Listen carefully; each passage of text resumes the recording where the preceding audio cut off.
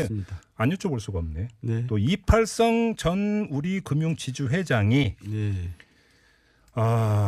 이명박 전 대통령과 이상득 전 의원에게 그 건넨 돈이 20억이 넘는다는 거 아닙니까? 네.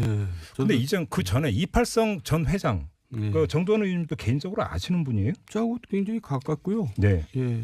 그 이제 같은 대학 동문이기 때문에 이제 2년 후배라면서요? 알았는지 MB. 이제 네. 예전부터 이제 MB하고는 가까웠던 사이였고요. 네. 서울시장 때 세종문화회관 사장도 지내고 그래서 네. 이제 측근 중에 한 명이라고 할 수가 있죠. 측근이다. 네. 예. 근데 측근이 이렇게 돈을 줍니까? 근데 이제 그분이 뭐 굉장히 부자는 아니거든요. 예. 제가 알기로는 예. 이제 그냥 샐러리맨만 했던 사람이라서 어허. 그러니까 이제 그분 돈이 나왔다기보다도 그분이 이제 뭐 매개 역할을 했겠죠. 자, 중간 매개 역할. 제가 지금 질문 드리고 싶은 거 먼저 말씀하시니까 제가 질문에 부담이 없네. 네.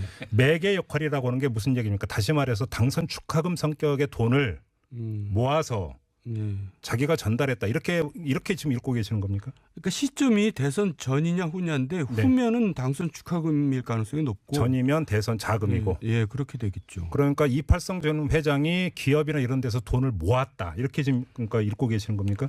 그러니까 그때 이제 주변 사람들한테 네. 이렇게 이제 사람들이 접근을 하죠. 그 기업 같은 데서 예. 그러면 이제 그 돈들이 결국 형님한테 다 이제 모아집니다.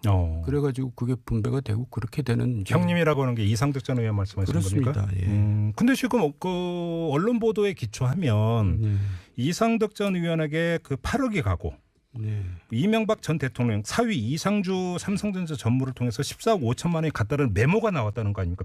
따로 지금과 전달을 했다는 거잖아요. 예, 저도 처음 아는 얘기지만 하여간 놀랐어요. 그럼 아무튼 일단 여기서 돈의 성격이 저 금융지주 회사 그러니까 회장 시켜주세요. 그러니까 돈 줄게요라고 뇌물이 아니라 이팔성 전 회장이 기업들로부터 돈을 모아서 준 대선 자금 내지 당선 축하금일 가능성이 있다 이렇게 보시는 거고. 제가 알기로는 네. 금융지주 회장 시킬만 해요. 관계가. 그리고 그거에 대한 대가로서라기보다도 이팔성 회장도 뭔가 자기가 역할을 하고 싶었기 때문에 이제 그렇게 했을 것 같은데. 자리를 얻기 위한 뇌물 성격은 아니다. 그 이상의 관계입니다. 그 이상의 관계다. 네. 그러니까 굳이 뇌물 안 써도 네, 그 자리는 갈 수 있는 사람이었어요. 그런 사람이. 왜냐하면 원래 그 한일은행 출신이거든요.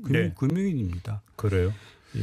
자, 그럼 여기서 또 하나 의문이 드는 게 그러니까 아주 친한 사이였고 측근이었고 그러면 왜 본인이 그러면 돈을 직접 건네거나 이렇게 하지 않고 맞사위인 이상주 전무를 거쳐갔을 거예요.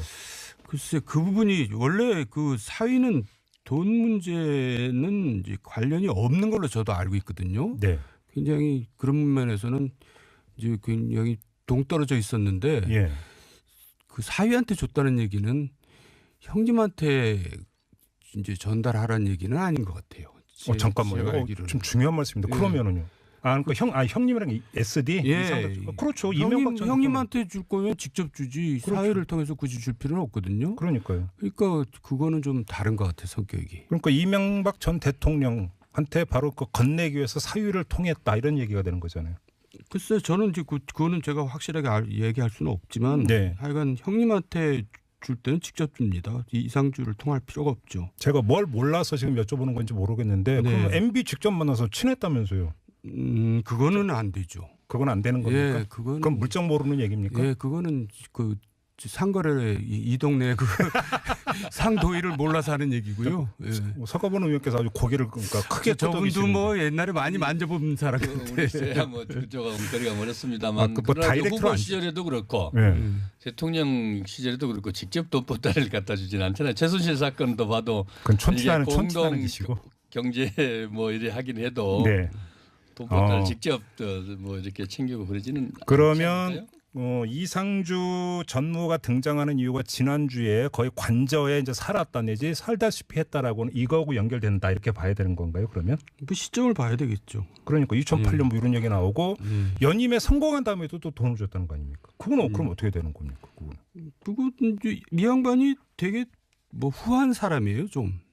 제가 볼 때는 저하고 가까운 사이였어요. 대단히 죄송하오나 주변에 되게 후한 사람이죠. 의원님한테는 안 후회했습니까? 저한테도 후하게 됐어요. 그러니까 이제 저 밥도 많이 사주고 명절 때 선물도 보내주고 후원금도 보내주고 그런 것 같아요. 그래요? 예. 그 MB하고 비교하면 뭐 비교가 안 되는구만. 그런데 보도에 의하면은 이팔성 회장이 지금 저 이상주 전무 통해서 돈가방을 이상주 저 전무가 그러니까 사위가 돈가방을 직접 이상득 그 형님한테 갖다 줬다는 거 아닙니까? 그렇게 진술을 했다는데요? 그 진술은 진위가 좀 의심스러워요. 저는. 어떤 점에서요? 이상주를 줬으면은 이상득을 갖다 주라는 의미는 아닌 것 같은데요. 그렇죠. 네. 그러니까 그리고 이상하다는 그럼 여기서 몇 주 전에 제가 그 의원님의 회고록에 기초해서 질문을 드린 게 하나가 있었습니다. 대선 자금 내지 당선 축하금, 이른바 모집책 이야기하면서 대선 자금 모집은 주로 이상득 전 의원 그리고 최시중 전 방통위원장에 집중이 됐었다. 이런 말씀을 하셨는데 지금 의원님이 오늘 여기서 지금 그 분석 내지 추측하고 있는 거에 따르면 이팔성 전 회장도 대선 자금을 모으는 모집책 중에 한 명이었을 가능성이 있는 거잖아요. 그러면 아니 그러니까 그 이제 최종적으로 모아지는 쪽이 이제 형님이었다는 거고 예를 들어서 저도 저한테도 많이 찾아옵니다. 대선 자금 주겠다고. 네, 그러면 저는 이제 나는 모르니까 저기 형님 한번 만나봐라. 이제 그렇게 그쪽으로 가보라고 이제 얘기를 하죠. 그럼 이상득, 최시중 두 인물은 최종 수령자. 그렇다고 봐야죠. 그렇게 그러니까 모집책이 아니라 최종 수령자 그리고 집행자. 예, 그렇죠. 이렇게 봐야 되는 거고요. 참 끝이 없는데 대보그룹은 왜 나오는 겁니까? 대보그룹은. 제가 이제 대보그룹에 대해서는 한 가지 아는 게 대선 때인데. 저희들이 이제 그 뭐 호텔에서 비밀 회의를 하거든요. 캠프 회의 말씀하시는. 캠프 회의를 할 때. 근데 거기에 나타났어요. 대보그룹 누가? 회장이? 이제 어떤 멘토가 이제 그 이 양반을 데리고 온 겁니다. 그러니까 이제 후보를 소개시켜 주려고 데리고 온 거죠. 대보그룹 회장을 데리고 왔어요? 네, 그러니까 이제 예를 들어서 후보한테 자기가 이제 일종의 소개시켜 준다는 얘기는 자기가 굉장히 확실하게 후보의 측근이라는 걸 보여주는 거죠. 그러니까 호텔에서 캠프 회의를 하고 있을 때 이명박 당시 후보도 그 자리에 있었고. 근데 그런데 그 당에 들어왔다기보다도 그 이제 근처에 와 있더라고요. 그 멘토라고 하는 사람이 대보그룹 회장을 데리고 와서 후보를 그러니까 연결시켜 인사시켜 주려고 했다. 그래서 저도 깜짝 놀랐어요. 여기에 뭐 저런 사람을 다 데리고 오나 이제 제가 놀랬죠. 그러더니 이제 드디어 이름이 나오네요. 그 멘토가 누군데요? 그 멘토 이름은 그냥 얘기 안 하고 넘어가겠습니다. 근데 왜냐하면 제가 좀 그 과문한 탓인지 제가 알고 있는 멘토는 최시중 전 방통위원장 말고는 아는 분이 없는데. 멘토가 몇 명은 있는데 하여간 그 부분을 검찰에서는 이제 알고 뭐 캐고 있을 겁니다. 강하게 부인은 안 하시네요. 자 그러면 대보그룹이 그 수억 원의 돈을 건넸다라고 한다면 그 중간 또 그 다리가 이 그 의원님이 말씀하시는 이 멘토일 가능성이 높다 이렇게 보시는 겁니까? 그렇게 그날 하여간 그 멘토가 데리고 왔어요. 그날도 뭐 얼큰이 술 먹고는 둘이서 같이 왔더라고요. 술 먹고 왔어요? 회장 데리고? 참. 그러면 조금 전에 얘기했던 대선 자금의 최종 수령자는 최시중, 이상득 두 명이었다라고 하는 거와 지금 이것과 일정하게 연결이 되네요, 얘기가. 뭐 대충 그렇게 되더라고요. 근데 그렇게 되는 거죠. 지금 좀 전에 얘기는 굉장히 좀 주의해야 할 얘기인데 이상득이 최종 수령자라는 거는 얘기할 수가 있어요. 왜냐하면 지난번에 얘기했듯이 법정에서 그런 얘기가 나오고 진술이 나왔었기 때문에 근거가 있는 얘기인데 최시중이 이제 그 최종이다 그 얘기는 증거가 없는 얘기니까 그거는 확정지어서 할 수 있는 얘기는 아닙니다. 의원님의 경험 가지고. 그냥 뭐 우리가 이렇게 추정할 수 있다라고 얘기하면 몰라도 그렇처럼 제가 잡혀 들어갈 수가 있죠. 그러면 하나만 그때 이제 그 호텔에서 캠프 회의 하고 있을 때까지 술이 건하게 취해서 데리고 왔는데 그럼 당시 이명박 후보고 만났습니까? 못 만났죠. 만났죠. 그러면 대보그룹 회장이 이명박 당시 후보하고 직접 만난 일까지 있다. 이건 팩트고. 그렇습니다. 그 뒤에 무슨 일이 있었는지까지는 모르는 거고. 아무튼 수억 원의 대보그룹 돈이 이명박 전 대통령 측으로 여기서 바로 중요한 게 이명박 전 대통령이 아니라 이명박 전 대통령 측 내지 측근이라고 지금 그 보도가 나오고 있거든요. 이렇게 된다면 최종 수령자가 이명박 전 대통령이 아니라 그 멘토라고 하는 사람에서 그쳤을 가능성은 어떻게 보세요? 뭐 거기서 이제 중간이 뭐 가고 또 나머지가 또 다시 또 옮겨가고 그럴 수도 있고. 중간 조금 떼고. 그렇죠. 떼고. 중간 조금 떼고. 그런 얘기 하려니까 좀 거시기 하네요. 아, 그래도 현실은 그 리얼하게 묘사를 해야죠. 지금 리얼하게 얘기한 편이에요, 우리가. 중간 조금 떼고 MB에게 전달될 가능성 배제할 수 없다. 그 전에 이제 의원님께서 MB가 아니라 형님. SED에게 최종 수령자는 다 관리는 그 사람이 했으니까. 그리고 그 중간에 조금 뗀 돈의 일부가 그 저번에 이제 멘토가 의원님에게 그 두 덩어리를 주려고 한 적이 있었다. 본인은 이제 그 최종적으로 거부했지만 돌려줬지만. 근데 이제 우리가 재미로 얘기하면은 그 멘토에 돈 관리하는 사람이 있었어요. 잠깐만. 근데 그 멘토에 돈 관리하는 사람이 해외로 도망갔어요. 언제? 그것도 이제 그 멘토의 여비서랑 같이 이제 이혼하고 새로 둘이서 이제 결혼을 해가지고 해외로 도망가가지고 우리끼리 얘기가 이명박 정권의 최대 승자는 그 친구다라는 게 우리들의 얘기였어요. 잠깐만 권력 수사국이 갑자기 멜로로 지금 바뀌고 있는데. 멜로가 바뀌는데 그 하여간 그런 일이 있었어요. 잠깐만 그러면 그 멘토라고 하는 분의 자금 관리인이 또 따로 있었으면. 따로 있었죠. 그걸 또 직접 다 어떻게 합니까? 이제 또 그럼 그 사람 또 이름으로 통장이나 관리를 못 하잖아요. 그러니까 규모가 상당했다는 얘기가 되는 거잖아요. 그 사람이 돈을 거둔 게 엄청나죠. 저희들이 얘기도 뭐 하여간 몇백억 그렇게 얘기했으니까 그 이상일 겁니다. 근데 사랑의 도피 말고 돈의 도피는 거기에 동반이 됐습니까 안 됐습니까? 하여간 그건 모르는 일이고. 그 친구가 재주가 좋으니까 알아서 했겠죠. 예. 근데 아무튼 지금 의원님의 그러니까 겪었던 이 일에 기초해서는 이 추정이 맞다면 지금 검찰의 수사가 그 이팔성 전 회장이나 대보그룹으로 한정이 되지 않고 대선 자금이나 당선 축하금 근데 이게 공소시효가 지났나요? 이러면 또 얘기가 물론 좀 약간 달라지겠지만 여기로까지 확대될 가능성은 어떻게 보세요? 뭐 확대는 안 될 겁니다. 왜냐하면 이제 지금 충분하고도 남잖아요. 그러니까 검찰에서도 이제 빨리 정리를 하고 싶겠죠. 확대하다 보면 한이 없잖아요. 이게 이제 이팔성 전 회장 건 같은 대보하고 이 두 건은 우연히 이제 포착을 해서 수사를 안 할 수 없었던 이렇게 지금 읽으시는 거고요. 다음 주 직설할 때는 또 뭐가 나올까요? 그만 나왔으면 좋겠다니까요. 이제 좀 건전한 얘기 좀 했으면 좋겠습니다. 지금 이제 서가본 의원한테 좀 물어보세요. 마지막 이것만 여쭙고 지금 MB의 심정이 어떨까요, 의원님? 지금 MB의 심정 이런 뉴스 계속 그러니까 체크하고 있을 거 아닙니까? MB 그분은 되게 이제 뭐한 얘기지만 기도를 많이 하시는 분이고 기도를 많이 받았던 분이거든요, 어머니로부터. 네. 그래서 항상 이제 뭔가 이게 좀 선민의식이 좀 있으세요. 선민의식이 하늘로부터 항상 보호를 받는다는 선민의식이 좀 있으신데. 진짜? 이번에는 이거는 뭐지? 이제 이런 기분일 것 같은데요. 나는 첫눈을 타고 태어났다. 이런 그러니까 생각을 갖고 살아왔는데. 그래서 우리들한테 흔히 이제 가끔 종종 하는 얘기가 나를 해한 친구 치고 잘 되는 친구 못 봤다. 그런 얘기일 거죠. 그럼요. 자기가 여태까지 살면서 자기한테 해를 끼쳐가지고 잘 되는 사람 한 번도 못 봤다는 거죠. 그럼 진짜 하늘로부터 선택받은 좀 그런 선민의식이 좀 있어요. 헐. 말을 못 읽겠으니까 요거는 여기서 마무리하겠습니다. 뭐 여기서 더 이상 말을 섞기가 힘드네. 그거에 대해서. 오늘 여러 가지 지금 그 수사극 멜로 갔다가 지금까지 국민의당에 있다가 이번에 이제 바른미래당 그다음에 뭐죠? 그 당 민평당도 안 가고 무소속으로 남은 이용호 의원이 최근에 어떤 며칠 전에 어제 그제인가요? 인터뷰하는 걸 보니까 호남에서는 그냥 민주당이 대세고 다른 당은 의미가 없다. 이용호 의원이 그렇게 얘기를 했어요? 했더라고요. 그런데 실제로 지금까지는 그런 것 같습니다. 그래요? 네. 근데 뭐 이제 그 서가본 의원께서는 민주당 소속이시니까 그렇습니다. 이제 팔이 안으로 굽는다라고 해서 그래서 제가 이용호 의원 얘기를 하시는 거예요. 그래서 최대한 객관화시키기 위해서 정돈 의원께서 평가를 해 주시죠. 어떻게 전망하세요? 얘기할 필요도 없어요. 민평당하고 바른미래당은 그냥 호남에서는 존재가 없어졌어요.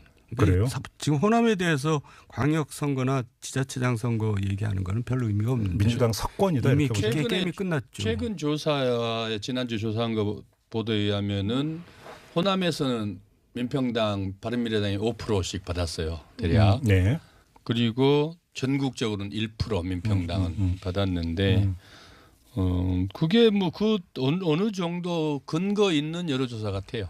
여론조사 그러니까 앞으로는요 한 가지 부탁을 드리겠는데 여론조사를 할 때는 그 여론조사 인용 시의 경우에는 그 조사 개요를 꼭 밝혀야 되는 거 아시죠? 예, 보도된 바에 의하면 그렇습니다. 아니 그래도 안 됩니다. 예. 언제 저희 지금 작가진이니까 지금 바로 지금 이제 찾고 있으니까 그건 제가 네. 나중에 다시 그 개요는 말씀을 드리도록 하고 이건 부탁 말씀 꼭 드립니다. 알겠습니다. 다음부터 여론조사 인용하실 때는 꼭 갖고 오셔야 됩니다. 알겠습니다. 네. 방송 심의에 걸립니다. 네. 그렇죠. 네. 저기 밖에 지금 PD 표정을 한번 보세요. 지금 정신없네요 지금. 그러니까요. 그러면 변수를 한번 여쭤보겠습니다. 네. 그 한국GM 군산공장 폐쇄 문제가 불거졌습니다. 이건 변수가 안 됩니까 전혀? 안타까운 일이죠. 또 우리 당에서도 그렇고 정부에서도 이번에 그 군산 그 대책 특위를 그 팀을 그 태스크포스를 구성을 했더라고요. 예. 경제 대책에 대해서 네. GM뿐만 아니고 또 그 조선소도 지금 그 곤란을 겪고 있지 않습니까? 그렇죠. 그래서 군산 경제가 지금 거의 뭐 피폐해지다시피 했는데 네. 그래서 이 GM 문제는 또 GM 문제대로 별도로 이게 접근을 해야 될 문제고 네. 대안을 세울 문제지만은 네네. 이게 뭐 정치적으로 책임 문제로 이렇게 부각되거나 그럴 사안은 아닌 것 같습니다. 그게 어떤 예. 특정 정당한테 예. 유리하고 특정 정당에 불리할 이런 변수가 되지는 않을 것이다. 예. 이렇게 보는 거고. 현재까지 뭐 그렇습니다. 뭐 그리고 두 분의 진단이 동일하다면 질문의 각을 바꿔야 될 것 같은데. 네. 그러면 지금 바른미래당이나 민주평화당 같은 경우가 그러면 후보라도 그럼 제대로 그럼 낼 수 있느냐? 없죠.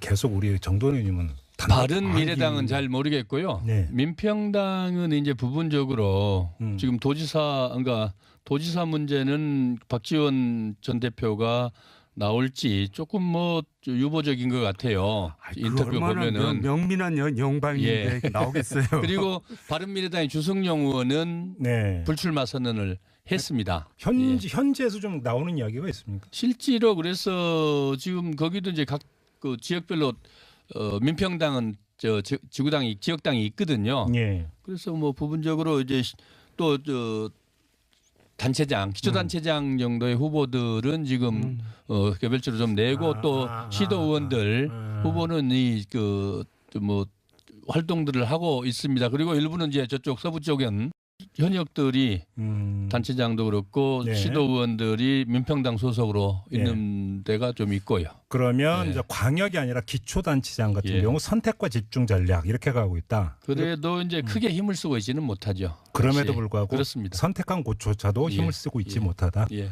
그러면 뭐 지금 더불어민주당의 거의 뭐 일방적인 게임이다 이런 그러니까 진단이신데 그러면 경선 구도로 가는 겁니까? 민주당 안에서는 어떻습니까? 민주당 내에서는 지금 그 광주나 전라북도는 경선 구도로 가고 있고 네. 전라남도는 지금 이제 이계호 의원이 그간에 준비를 해 오셨는데 네네. 중앙당에서도 조금 지금 좀 더 논의를 해보자. 현재까지는 그러고 있고 네. 기초단체장이나 또 의원들, 시도 의원들에 대한 경선 룰, 기본적으로 선거관리 룰들은 네. 다 지금 하나하나 속속 마련해서 발표하고 있습니다. 그래서 기본적으로 경선이고요. 네.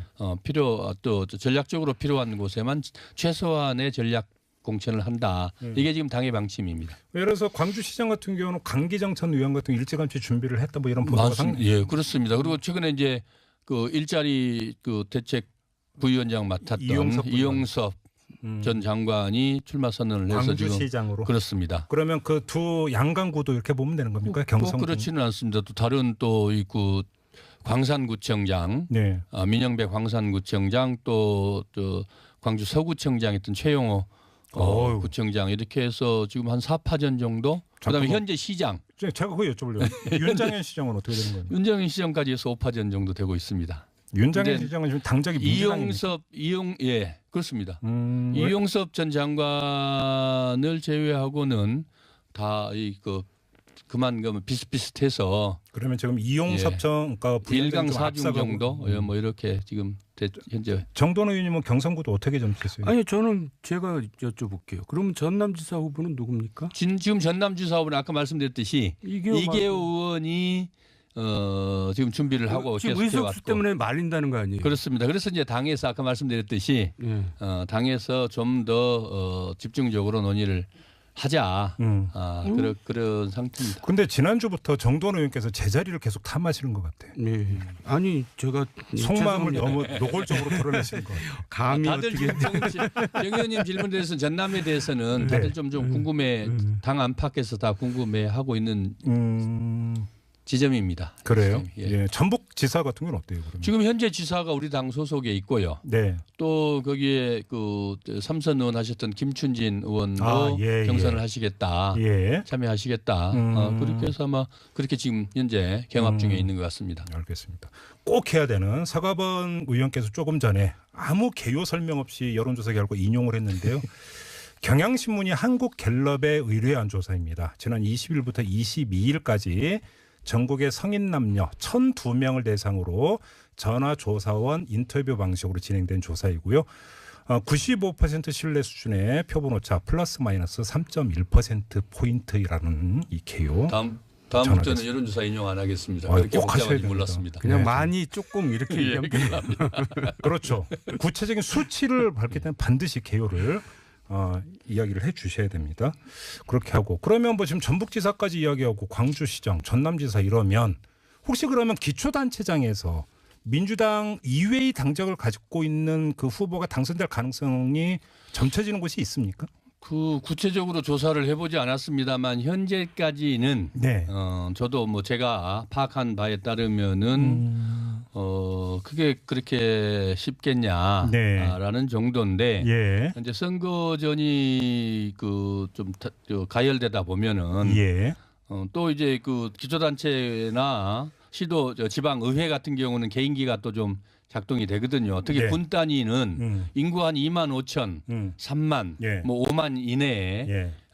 군 단위에서는 이 그 상당히 선거가 이 그 대도시 아니 제가 왜 선거하고 다르거든요. 여쭤보냐면 그 이전에 그 지방선거나 그 국회의원 선거에서도 무소속이 그렇습니다. 당선되는 경우가 꽤 있었거든요. 그러니까 쉽게 말해서 네. 이제 민주당에서 표가 갈라져 가지고 네. 간혹 한두 군데에서 이제 딴 당에서 될 수가 있고 네. 또 민주당에서 그 경선에서는 안 됐지만은 선전에서 당선 무소속이 당선될 수가 또 있겠죠. 그러니까 그 기초의 경우 지역 기반을 갖고 있는 무소속 그렇습니다. 후보가 그리고 당선될 이제 가능성. 우리 당의 후보 경선이 과열되다 보면 네. 지금 정 의원님 말씀대로 네.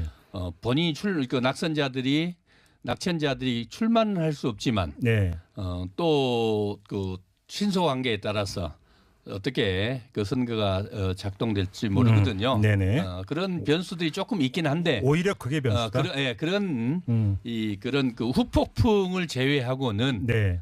일반적인 그 분석으로는 뭐 대세 지장 없다. 뭐 현재까지는 그런 것 같습니다. 당대당 구도에서는 별로 지금 변수가 그렇습니다. 논할 거리도 거의 없다. 워낙 그 문재인 대통령 지지율이 높고 네. 또 민주당에 대한 지지율도 같이 고공행진을 지금 벌이고 알겠습니다. 있거든요. 그만큼 당이 호남 쪽에서는 문재인 정부 대통령에 대한 신뢰 또 정책에 대한 안정적 그 신뢰를 보내고 있다고 봐야 되겠습니다. 오늘 이상하게 직설이 전반부는 정두환 전 의원께 질문이 집중이 됐고 후반부는 서가번 전 의원께 질문이 집중이 됐는데 네. 마지막 한 1분밖에 안 남았는데요. 정두환 의원님. 네. 이것만 좀 짧게 짚고 네. 마무리하겠습니다. 김영철 통일전선부장 방남을 놓고 예. 자유한국당이 아주 세게 예. 노숙 투쟁까지 하지 않았습니까? 이 옳고 그름은 여쭤보지 않겠고 예. 이것이 어떤 흩어진 그 보수층을 결집시키는데 별로인 것 같은데요. 그래요? 그러니까 이제 자유한국당 주장에 일리는 있는데 예. 그 벌이는 이제 행위들은 좀 너무 낯설고 이제 옛날 그 행태들이에요. 그리고 네.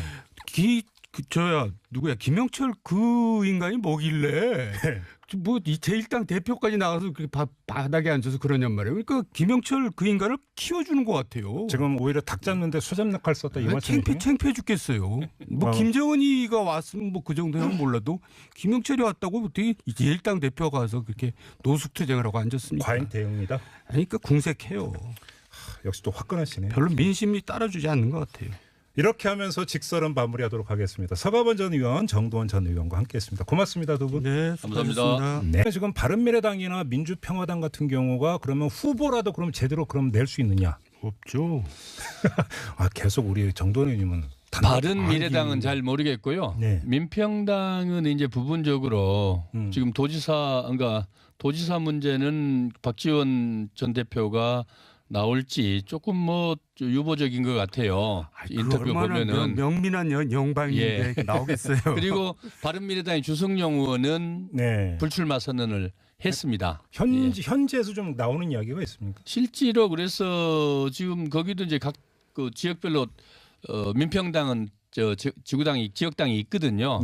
그래서 뭐 부분적으로 이제 또 단체장, 기초단체장 정도의 후보들은 지금 개별적으로 좀 내고 또 시도 의원들 후보는 뭐 활동들을 하고 있습니다. 그리고 일부는 이제 저쪽 서부 쪽은 현역들이 단체장도 그렇고 시도 의원들이 민평당 소속으로 있는 데가 좀 있고요. 그러면 이제 광역이 아니라 기초단체장 같은 경우 선택과 집중 전략 이렇게 가고 있다. 그래도 이제 크게 힘을 쓰고 있지는 못하죠. 그럼에도 불구하고 그렇습니다. 선택한 곳조차도 힘을 쓰고 있지 못하다. 예. 그러면 뭐 지금 더불어민주당의 거의 뭐 일방적인 게임이다 이런 그러니까 진단이신데 그러면 경선 구도로 가는 겁니까? 민주당 안에서는 어떻습니까? 민주당 내에서는 지금 그 광주나 전라북도는 경선 구도로 가고 있고 전라남도는 지금 이제 이계호 의원이 그간에 준비를 해 오셨는데 중앙당에서도 조금 지금 좀 더 논의를 해보자. 현재까지는 그러고 있고 기초단체장이나 또 의원들, 시도 의원들에 대한 경선 룰, 기본적으로 선거관리 룰들은 다 지금 하나하나 속속 마련해서 발표하고 있습니다. 그래서 기본적으로 경선이고요.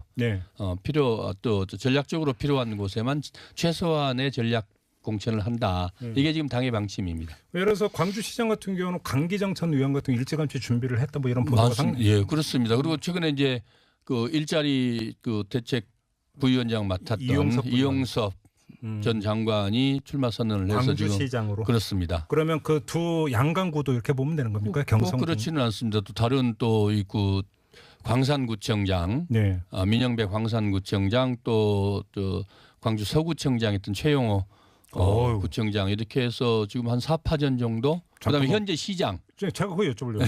윤장현 시장은 어떻게 되는 거예요? 윤장현 시장까지 해서 5파전 정도 되고 있습니다. 윤장현 시장은 지금 당적이 민주당입니까? 그렇습니다. 이용섭 전 장관을 제외하고는 다 그만 비슷비슷해서 그러면 지금 이용섭 그러니까 1강 4중 정도 뭐 이렇게 지금 현재 정도원 의원님은 경선구도 어떻게 점치셨어요? 아니 저는 제가 여쭤볼게요. 그러면 전남지사 후보는 누굽니까? 지금 전남지사 후보는 아까 말씀드렸듯이 이계호 의원이 지금 준비를 하고 지금 의석수 때문에 말린다는 거 아니에요? 그렇습니다. 그래서 이제 당에서 아까 말씀드렸듯이 당에서 좀 더 집중적으로 논의를 하자. 그런 상태입니다. 그런데 지난주부터 정도원 의원께서 제자리를 계속 탐하시는 것 같아요. 아니 제가 속마음을 너무 노골적으로 드러내시는 것 같아요. 감히 다들 정 의원님 질문에 대해서 전남에 대해서는 다들 좀 궁금해 당 안팎에서 다 궁금해하고 있는 지점입니다. 그래요? 전북지사 같은 건 어때요? 그러면? 지금 현재 지사가 우리 당 소속에 있고요. 또 거기에 삼선 의원 하셨던 김춘진 의원도 경선을 하시겠다. 참여하시겠다. 그렇게 해서 아마 그렇게 지금 현재 경합 중에 있는 것 같습니다. 알겠습니다. 꼭 해야 되는 서가번 의원께서 조금 전에 아무 개요 설명 없이 여론조사 결과 인용을 했는데요. 경향신문이 한국 캠프에 안 여쭤볼 수가 없네. 또 이팔성 전 우리금융지주회장이 이명박 전 대통령과 이상득 전 의원에게 건넨 돈이 20억이 넘는다는 거 아닙니까? 그런데 이전 그 전에 이팔성 전 회장 정도원 의원님도 개인적으로 아시는 분이에요? 저하고 굉장히 가깝고요. 이제 같은 대학 동문이기 때문에 이제 2년 후배라면서요? 알았는지 이제 예전부터 이제 MB하고는 가까웠던 사이였고요. 서울시장 때 세종문화회관 사장도 지내고 그래서 이제 측근 중에 한 명이라고 할 수가 있죠. 측근이다. 근데 측근이 이렇게 돈을 줍니까? 근데 이제 그분이 뭐 굉장히 부자는 아니거든요. 제가 알기로는 이제 그냥 셀러리맨만 했던 사람이라서 그러니까 이제 그분 돈이 나왔다기보다도 그분이 이제 뭐 매개 역할을 했겠죠. 자, 중간 매개 역할. 제가 지금 질문 드리고 싶은 거 먼저 말씀하시니까 제가 질문에 부담이 없네. 네. 매개 역할이라고 하는 게 무슨 얘기입니까? 다시 말해서 당선 축하금 성격의 돈을 모아서 자기가 전달했다. 이렇게 지금 읽고 계시는 겁니까? 그러니까 시점이 대선 전이냐 후냐인데 후면은 당선 축하금일 가능성이 높고 전이면 대선 자금이고. 예, 그렇게 되겠죠. 그러니까 이팔성 전 회장이 기업이나 이런 데서 돈을 모았다. 이렇게 지금 그러니까 읽고 계시는 겁니까? 그러니까 그때 이제 주변 사람들한테 네. 이렇게 이제 사람들이 접근을 하죠. 기업 같은 데서. 예. 그러면 이제 그 돈들이 결국 형님한테 다 이제 모아집니다. 그래가지고 그게 분배가 되고 그렇게 되는. 형님이라고 하는 게 이상득 전 의원 말씀하시는 겁니까? 그렇습니다. 예. 근데 지금 그 언론 보도에 기초하면 이상득 전 의원에게 그 8억이 가고 이명박 전 대통령 사위 이상주 삼성전자 전무를 통해서 14억 5천만 원이 갔다는 메모가 나왔다는 거 아닙니까? 따로 지금까 전달을 했다는 거잖아요. 예, 저도 처음 아는 얘기지만 하여간 놀랐어요. 그럼 아무튼 일단 여기서 돈의 성격이 저 금융지주 회사 그러니까 회장 시켜주세요. 그러니까 돈 줄게요라고 뇌물이 아니라 이팔성 전 회장이 기업들로부터 돈을 모아서 준 대선 자금 내지 당선 축하금일 가능성이 있다. 이렇게 보시는 거고. 제가 알기로는 금융지주 회장 시킬만 해요. 관계가. 그리고 그거에 대한 대가로서라기보다도 이팔성 회장도 뭔가 자기가 역할을 하고 싶었기 때문에 이제 그렇게 했을 것 같은데. 자리를 얻기 위한 뇌물 성격은 아니다. 그 이상의 관계입니다. 그 이상의 관계다. 그러니까 굳이 뇌물 안 써도 그 자리는 갈 수 있는 사람이었어요. 그런 사람이었다. 왜냐하면 원래 그 한일은행 출신이거든요. 금융인입니다. 그래요. 예. 자, 그럼 여기서 또 하나 의문이 드는 게 그러니까 아주 친한 사이였고 측근이었고 그러면 왜 본인이 그러면 돈을 직접 건네거나 이렇게 하지 않고 맞사위인 이상주 전무를 거쳐갔을 거예요. 글쎄 그 부분이 원래 그 사위는 돈 문제는 이제 관련이 없는 걸로 저도 알고 있거든요. 굉장히 그런 면에서는 이제 굉장히 동떨어져 있었는데 그 사위한테 줬다는 얘기는 형님한테 이제 전달하라는 얘기는 아닌 것 같아요. 잠깐만요. 좀 중요한 말씀입니다. 그러면은요. 그러니까 형님이랑 SD 그렇죠. 형님한테 줄 거면 직접 주지. 그렇죠. 사회를 통해서 굳이 줄 필요는 없거든요. 그러니까요. 그러니까 그거는 좀 다른 것 같아 성격이. 그러니까 이명박 전 대통령한테 바로 그 건네기 위해서 사위를 통했다 이런 얘기가 되는 거잖아요. 글쎄 저는 이제 그거는 제가 확실하게 얘기할 수는 없지만 하여간 형님한테 줄 때는 직접 줍니다. 이상주를 통할 필요가 없죠. 제가 뭘 몰라서 지금 여쭤보는 건지 모르겠는데 그럼 MB 직접 만나서 친했다면서요? 그거는 안 되죠. 그건 안 되는 겁니까? 그건 물정 모르는 얘기입니까? 예, 그거는 그 상거래 이 동네 그 상도의를 몰라서 하는 얘기고요. 서가본 의원께서 아주 고개를 그러니까 크게 저분도 뭐 옛날에 많이 만져본 사람 같아요. 제가 뭐 그쪽하고 거리가 멀었습니다만 뭐 후보 시절에도 그렇고 대통령 시절에도 그렇고 직접 돈보따리를 갖다 주지는 않잖아요. 최순실 사건도 봐도 그건 촌티나는 기시고 경제 뭐 이래 하긴 해도 돈보따리 직접 뭐 이렇게 챙기고 그러지는 그러면 이상주 전무가 등장하는 이유가 지난주에 거의 관저에 이제 살았다 내지 살다시피 했다라고는 이거하고 연결된다 이렇게 봐야 되는 건가요? 그러면 뭐 시점을 봐야 되겠죠. 그러니까 2008년 뭐 이런 얘기 나오고 연임에 성공한 다음에도 또 돈을 줬다는 거 아닙니까? 그건 그럼 어떻게 되는 겁니까? 그건 이제 이 양반이 되게 뭐 후한 사람이에요, 좀. 제가 볼 때는 저하고 가까운 사이였어요. 대단히 죄송하오나 주변에 되게 후한 사람이죠. 의원님한테는 안 후회했습니까? 저한테도 후하게 됐어요. 그러니까 이제 저 밥도 많이 사주고 명절 때 선물도 보내주고 후원금도 보내주고 그런 것 같아요. 그래요? 예. 그 MB하고 비교하면 뭐 비교가 안 되는구만. 근데 보도에 의하면은 이팔성 회장이 지금 이상주 전무 통해서 돈가방을 이상주 전무가 그러니까 사위가 돈가방을 직접 이상득 형님한테 갖다 줬다는 거 아닙니까? 그렇게 진술을 했다는데요.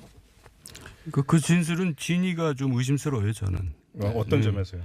이상주를 줬으면은 이상득을 갖다 주라는 의미는 아닌 것 같은데요. 그렇죠. 예. 네. 그러니까 그리고 좀 이상하다는 거죠. 그럼 여기서 몇 주 전에 제가 그 의원님의 회고록에 기초해서 질문을 드린 게 하나가 있었습니다. 대선 자금 내지 당선 축하금, 이른바 모집책. 예. 이야기하면서 대선 자금 모집은 주로 이상득 전 의원 그리고 최시중 전 방통위원장에 집중이 됐었다.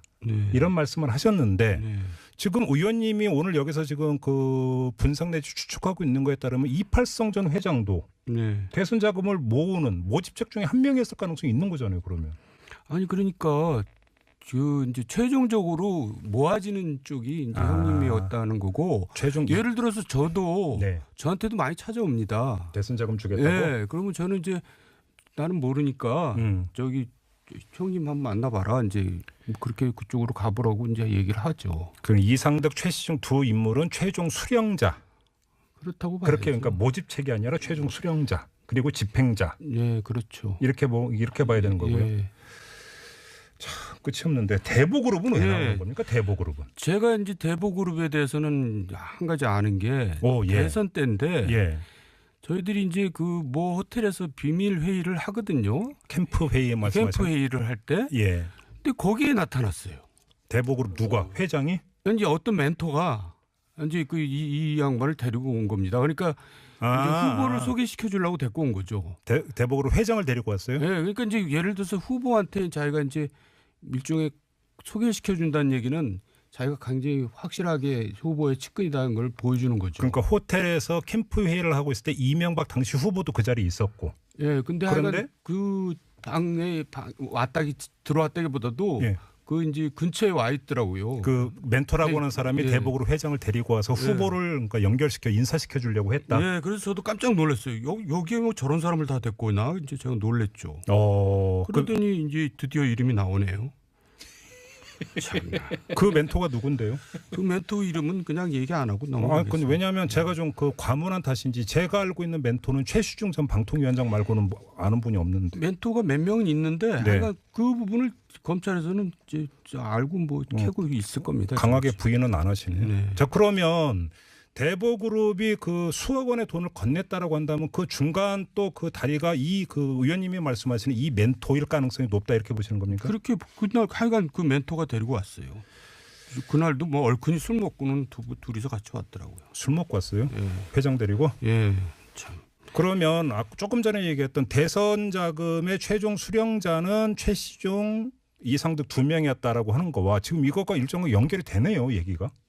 뭐 대충 그렇게 되더라고요. 근데 그렇게 되는 거죠. 지금 좀 전에 얘기는 굉장히 좀 주의해야 할 얘기인데 이상득이 최종 수령자라는 거는 얘기할 수가 있어요. 왜냐하면 지난번에 얘기했듯이 법정에서 그런 얘기가 나오고 진술이 나왔었기 때문에 근거가 있는 얘기인데 있다. 최시중이 이제 그 최종이다 그 얘기는 증거가 없는 얘기니까 그거는 확정지어서 할 수 있는 얘기는 아닙니다. 의원님의 경험 가지고. 그냥 뭐 우리가 이렇게 추정할 수 있다라고 얘기하면 몰라도 그렇처럼 제가 잡혀 들어갈 수가 있죠. 그러면 하나만 그때 이제 그 호텔에서 캠프회의 하고 있을 때까지 술이 간하게 취해서 데리고 왔는데 그럼 당시 이명박 후보고 만났습니까? 못 만났죠. 만났죠. 그러면 대보그룹 회장이 이명박 당시 후보하고 직접 만난 일까지 있다. 이건 팩트고. 그렇습니다. 그 뒤에 무슨 일이 있었는지까지는 모르는 거고. 아무튼 수억 원의 대보그룹 돈이 이명박 전 대통령 측으로 여기서 바로 중요한 게 이명박 전 대통령이 아니라 이명박 전 대통령 측 내지 측근이라고 지금 보도가 나오고 있거든요. 이렇게 된다면 최종 수령자가 이명박 전 대통령이 아니라 그 멘토라고 하는 사람에서 그쳤을 가능성은 어떻게 보세요? 뭐 거기서 이제 중간이 뭐 가고 또 나머지가 또 다시 또 옮겨가고 그럴 수도 있고. 중간 조금 떼고. 그렇죠. 떼고. 중간 조금 떼고. 그런 얘기 하려니까 좀 거시기 하네요. 그래도 현실은 그 리얼하게 묘사를 해야죠. 지금 리얼하게 얘기한 편이에요, 우리가. 중간 조금 떼고 MB에게 전달될 가능성 배제할 수 없다. 그 전에 이제 의원님께서 MB가 아니라 형님. SED에게 최종 수령자는 다 관리는 그 사람이 했으니까. 그리고 그 중간에 조금 뗀 돈의 일부가 그 저번에 이제 멘토가 의원님에게 그 두 덩어리를 주려고 한 적이 있었다. 본인은 이제 그 최종적으로 거부했지만 돌려줬지만. 근데 이제 우리가 재미로 얘기하면은 그 멘토에 돈 관리하는 사람이 있었어요. 잠깐만. 근데 그 멘토에 돈 관리하는 사람이 해외로 도망갔어요. 언제?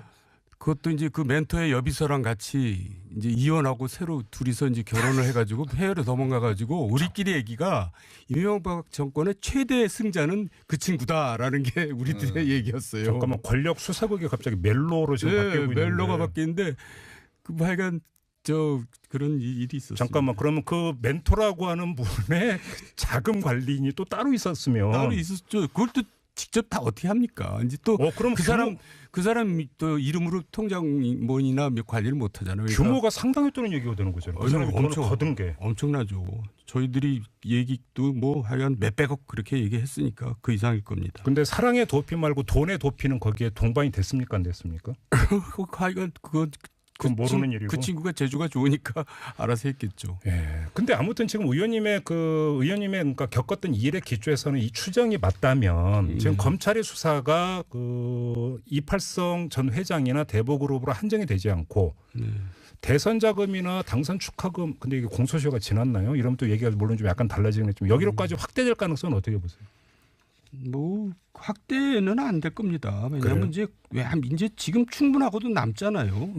그러니까 검찰에서도 이제 빨리 정리를 하고 싶겠죠. 확대하다 보면 한이 없잖아요. 이게 이제 이팔성 전 회장 건 같은 대보하고 이 두 건은 우연히 이제 포착을 해서 수사를 안 할 수 없었던 이렇게 지금 읽으시는 거고요. 다음 주 직설할 때는 또 뭐가 나올까요? 그만 나왔으면 좋겠다니까요. 이제 좀 건전한 얘기 좀 했으면 좋겠습니다. 지금 이제 서가본 의원한테 좀 물어보세요. 마지막 이것만 여쭙고 지금 MB의 심정이 어떨까요, 의원님? 지금 MB의 심정 이런 뉴스 계속 그러니까 체크하고 있을 거 아닙니까? MB 그분은 되게 이제 뭐한 얘기지만 기도를 많이 하시는 분이고 기도를 많이 받았던 분이거든요, 어머니로부터. 네. 그래서 항상 이제 뭔가 이게 좀 선민의식이 좀 있으세요. 선민의식 하늘로부터 항상 보호를 받는다는 선민의식이 좀 있으신데. 진짜? 이번에는 이거는 뭐지? 이제 이런 기분일 것 같은데요. 나는 첫눈을 타고 태어났다. 예. 이런 그러니까 생각을 갖고 살아왔는데. 그래서 우리들한테 흔히 이제 가끔 종종 하는 얘기가 나를 해한 친구 치고 잘 되는 친구 못 봤다. 그런 얘기일 거죠. 그럼요. 예. 자기가 여태까지 살면서 자기한테 해를 끼쳐가지고 잘 되는 사람 한 번도 못 봤다는 거죠. 그럼 진짜 그러니까 하늘로부터 선택받은 좀 그런 선민의식이 좀 있어요. 헐. 말을 못 읽겠으니까 요거는 여기서 마무리하겠습니다. 뭐 여기서 더 이상 말을 섞기가 힘드네. 그거에 대해서. 오늘 여러 가지 지금 그 수사극 멜로 갔다가 지금까지 국민의당에 있다가 이번에 이제 바른미래당 그다음에 뭐죠? 그 당 민평당도 안 가고 무소속으로 남은 이용호 의원이 최근에 어떤 며칠 전에 어제 그제인가요? 인터뷰하는 걸 보니까 호남에서는 그냥 민주당이 대세고 다른 당은 의미가 없다. 그러니까 이용호 의원이 그렇게 얘기를 했더라고요. 그런데 실제로 지금까지는 그런 것 같습니다. 그래요? 네. 근데 뭐 이제 그 서가번 의원께서는 민주당 소속이시니까 그렇습니다. 이제 팔이 안으로 굽는다라고 해서 그래서 제가 이용호 의원 얘기를 하는 거예요. 그래서 최대한 객관화시키기 위해서 정돈 의원께서 평가를 해주시죠. 어떻게 전망하세요? 얘기할 필요도 없어요. 민평당하고 바른미래당은 그냥 호남에서는 존재가 없어졌어요. 그래요? 지금 호남에 대해서 광역 선거나 지자체장 선거 얘기하는 거는 별로 의미가 없는데 민주당 석권이다. 이미 게임이 끝났죠. 최근 지난주 조사한 거 보도에 의하면은 호남에서는 민평당, 바른미래당이 5%씩 받았어요. 대략. 네. 그리고 전국적으로는 1% 민평당은 받았는데 그게 어느 정도 근거 있는 여론조사 같아요. 여론조사, 그러니까 앞으로는요 한 가지 부탁을 드리겠는데 여론조사를 할 때는 그 여론조사 인용 시의 경우에는 그 조사 개요를 꼭 밝혀야 되는 거 아시죠? 보도된 바에 의하면 그렇습니다. 아니 그래도 안 됩니다. 언제 저희 지금 작가진이니까 지금 바로 지금 이제 찾고 있으니까 그건 제가 나중에 다시 그 개요는 말씀을 드리도록 이건 부탁 말씀 꼭 드립니다. 알겠습니다. 다음부터 여론조사 인용하실 때는 꼭 갖고 오셔야 됩니다. 알겠습니다. 방송 심의에 걸립니다. 그렇죠. 네. 저기 밖에 지금 PD 표정을 한번 보세요. 지금 정신없네요. 지금. 그러니까요. 그러면 변수를 한번 여쭤보겠습니다. 그 한국지행 군산공장 폐쇄 문제가 불거졌습니다. 이건 변수가 안 됩니까 전혀? 안타까운 일이죠. 우리 당에서도 그렇고 정부에서도 이번에 그 군산 그 대책 특위를 그 팀을 그 태스크포스를 구성을 했더라고요. 예. 경제 대책에 대해서 네. GM뿐만 아니고 또 그 조선소도 지금 그 곤란을 겪고 있지 않습니까? 그렇죠. 그래서 군산 경제가 지금 거의 뭐 피폐해지다시피 했는데 네. 그래서 이 GM 문제는 또 GM 문제대로 별도로 이게 접근을 해야 될 문제고 네. 대안을 세울 문제지만은 네네. 이게 그 뭐 정치적으로 책임 문제로 이렇게 부각되거나 그럴 사안은 아닌 것 같습니다. 그게 어떤 예. 특정 정당한테 예. 유리하고 특정 정당에 불리할 이런 변수가 되지는 않을 것이다. 예. 이렇게 보는 거고. 현재까지 뭐 그렇습니다. 뭐 두 분의 진단이 동일하다면 질문의 각을 바꿔야 될 것 같은데. 네. 그러면